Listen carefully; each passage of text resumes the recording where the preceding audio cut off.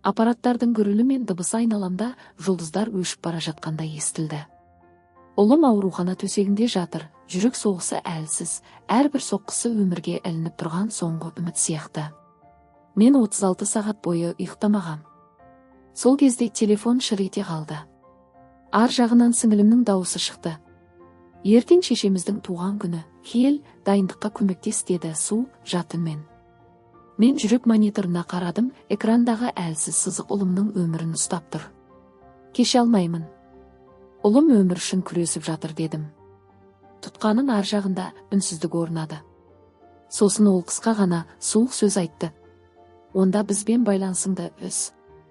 Сол сәтте сызық үзіліп телефон үнсіз қалды. Сол үнсіздікпен менің ішімде де бір нәрсе үзілді.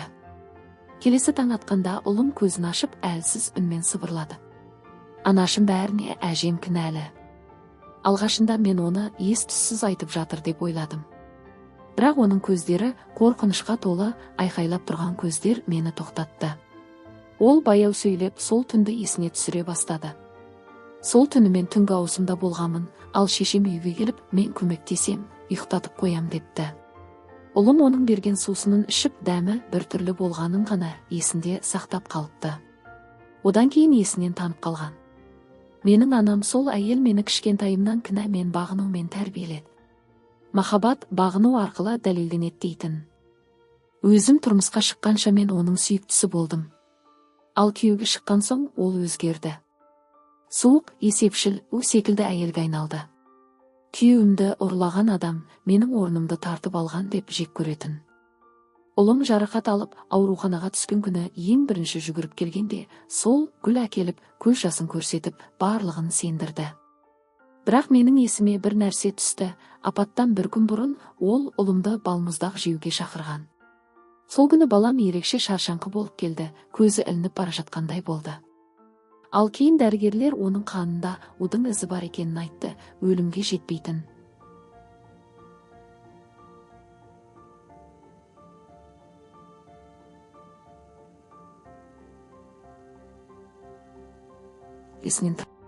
Сол сәттен бастап бәрі біртіндеп орнына түсе бастады. Мен оған ашумен бармадым. Өйткені дәл соны ол күтетін, айқайлап, эмоцияға берілген мені жынды етіп көрсетуге. Оның орнына мен үндемедім. Жай ғана бақыладым. Біртіндеп іздей бастадым. Банк жазбалары, бейнебақылаулар бәрін қарадым. Ол ешқашан құпия сөздерін өзгертпеген, тым сенімді, тым тәкаппар болған. Мен оның шынайы жүзін, оның ісін дәлелдейтін деректердің бәрін жинадым. Сол сәтте мен ана болудан шықтым, мен әділдік іздеген әйелге айналдым. Осылайша табылды. 2 апта бұрын апат болмай тұрып, шешесінің атына ұлымның өміріне сақтандыру полисі рәсімделіпті. Мен оны 2 рет оқыдым, қолым дірілдеді, сосын қайта қарадым, жатырқап та, мұқиятта. Ол өзін қамқоршы, пайдалушы етіп көрсетіпті. Қолтаңба, менікі дегендей, табандармен дәл әшкерелейтін шеберлікпен ілесіп жазылған жалған жазба. Сол сәтте мен оның қызы болуды тоқтаттым. Келесі кезең шыдамдылық болды. Ұлымды басқа ауруханаға, басқа есімен, басқа дәрігерге ауыстырдым. Сосын оның нөмірін қайта ашып қоңырау шалдым. Мама, дедім жылы әрі жұмсақ. Кешір, мен асыра сілтеген сияқтымын. Қарсы жағындағы үнсіздік тәтті де есеппен болатын. Содан кейін оның үні шықты. Ой, жаным, сен әрдайым солайсың. Мен оған жеңіске жеткендей сезіндірдім. Қонаққа шақырдым. Ол ақ киім киіп келді, әрдайым күйеуі мені құрбан қылатын кейіпкер. Мен оның сүйікті тамағын дайындадым, сүйікті шарабын құйдым. Сіздердің алдыңыздарда ештеңе болмағандай күлімсіреп отырдық. Арадағы әңгіме кезінде жай ғана. Полиция қоңырау шалды дедім салмақтап. Сақтандыру жазбаларында қызық нәрсе тапқандай. Оның шанышқысы қатып қалды. Біреу менің қолтаңбамды жасырған сияқты дедім, шарабымды айналдыра ұстап. Қазір алаяқтықпен адам өлтіруге тырысқандық бабы бойынша тексеруде. Оның демі қысылып кеуіп кетті, байқалмасы жай, бірақ мен оның әлсірегенін оқып үйренгенмін. Мүмкін бұл қателік шығар деп жалғадым. Оларға бірнеше сұрақ қойылса, сен жауап бересің ғой. Ол стаканды түсіріп жібере салып, сынықтары жерге шашылды, бірақ ешбір қимыл жасамады. Оның көздері қашуға мүмкіндік іздеген аңның көздері сияқты қауіппен шолып қалды. Сол сәт соңғы тұзақты орнатқан кезіме. Мен барлық дәлелді полицияға анонимді сенім телефоны арқылы жіберіп қойған едім.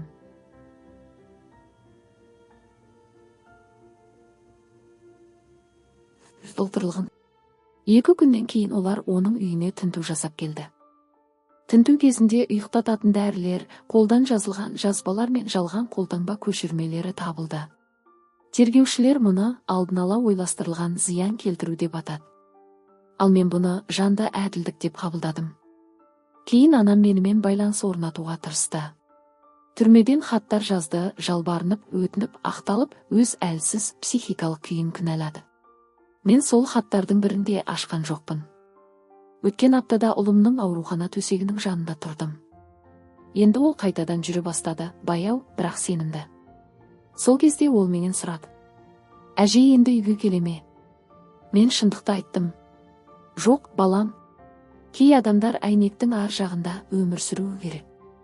Ол үнсіз бас изетті, менің ішіме сыймай кететін, бір мезетте жүрегімді қуыстатып, толтырып жіберген сөз айтты: «Сен мені құтқардың. Мүмкін. Немесе мен жай ғана оны енді жеңуге жол бермеген шығармын». Сол түні ауруханадан шығып бара жатып, оның ескі үйінің жанынан өттім. Терезелер пердемен жабылған, жарық сөнген. Бірінші рет ол үй кішкентай, анамның өзі сияқты әлсіз көрінді. Сонда мен түсіндім, кек бұл от емес. Ол тыныштық. Бар айғай басылғаннан кейін қалатын тыныштық.